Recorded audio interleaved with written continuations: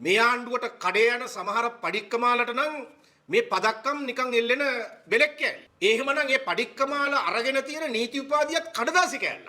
ඒක නිකන් කඩදාසි කෑල්ල. ඒ හැම පදක්කමකටම තියෙනවා කතාවක්. ඒ හැම පදක්කමකටම තියෙනවා ලියවිච්ච වීර ඉතිහාස කතාවක්. ඒ නිසා අර උපාධිය අරන් ඉන්න කඩදාසිය තියාගෙන ඉන්න පඩික්කමාලට ඒ වීරෝදාර රණවිරුවන්ගේ ඇඳුමේ තියෙන පදක්කමක් ගැන එක වචනයක් කියන්න කිසිම සදාචාරාත්මක අයිතියක් නැහැ. මේ ආණ්ඩුවට ගැලපෙන්නේ ඒ જાතියේ පඩික්කමන් තමයි. මොකද ජනාධිපතිට අපේ හමුදාවන්ට ජීවිපුතුපු රණවිරුවන්ට මොකද මේ රණවිරුවන් කියන වචනේ ආවට ගියාට නිර්මාණය වුණේ නැහැ. ඒ රණවිරුව කියන වචනේ කියා ගන්නත් අවුරුදු දෙකක් විතර ගියානේ රටේ ජනාධිපතිකින්. ඉතින් එහි ජනාධිපතිට හරියන්නේ අර වගේම පඩික්කමාලා තමයි රණවිරුවන්ගේ සංකේත වලට සමච්චල් කරන්න දන්නවා. යෝෂිත රාජපක්ෂ නාවික හමුදාවට බැඳිච්ච එකේ වරද විතරනේ හොයන්නේ.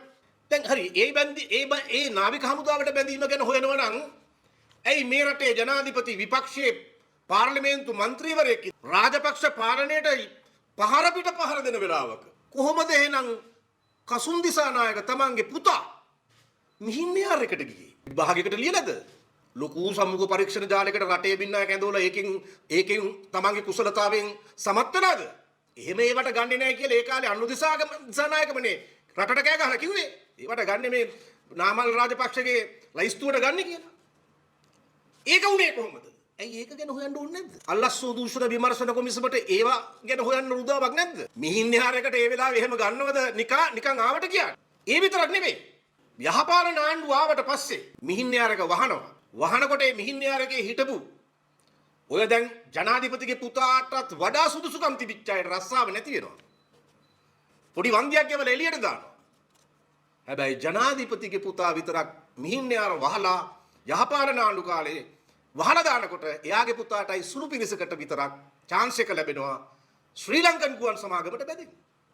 ඒ පොට්ට chance එක ආවේ කොහොමද? එතකොට ඒ බඳවා ගැනීම, ඒ ගලවා ගැනීම ඒවා හොයන්න ඕනේ නැද්ද? මොකද්ද එහෙමනම් නීතිය නිවැරදිව සාධාරණව ක්‍රියාත්මක වෙනවා කියන්නේ. මෙතන තියෙන්නේ ඒ වාක්‍ය පාඨය ඉදිරියට දමා ගැනීමක් විතරයි. අල්ලස්සෝ දූෂණ විමර්ශන කොමිසමට මේ ආණ්ඩුවේ මැති ඇමතිවරුන්ගේ වත්කම් වල විශාල ඉහළ යාම ගැන දීපු එක පැමිණිල්ලකට එක පරීක්ෂණයක් වෙනවද? එක ඇමති කෙනෙක්ගේ වත්කම් මෙච්චර වැඩි වුණේ කොහොමද කියලා අහලා දීපු එක පැමිණිල්ලකට එක විමර්ශනයක් වෙනවද?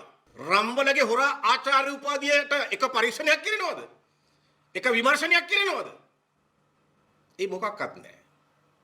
ඒ නිසා මෙතන මේ නීතිය කාටත් එක හා සමානයි කියන කතාව කියන්න දෙන්න එපා මහත්තයෝ.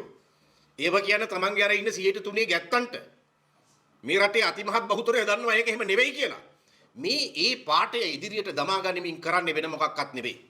මේ කරන්නේ මේ ඊටාම පැහැදිලිව ගෝලීය කොටි ජාලයට සතුටගෙන දෙන දඩයමක් කරනවා එක පැත්තකින් අනිත් එක ඉදිරියේදී ගන්න තියෙන ක්‍රියාමාර්ග වලට බාධාවක් වෙයි කියලා බාධාවක් වෙන බව පේන දේශපාලඥයන්ව ඉලක්ක කරලා ඔවුන් පමණක් ඉලක්ක කරලා මර්ධනයක් මුදා හරලා තියෙනවා ඒක අනිත් පැත්තේ. ওই දෙක විතරයි වෙන්නේ.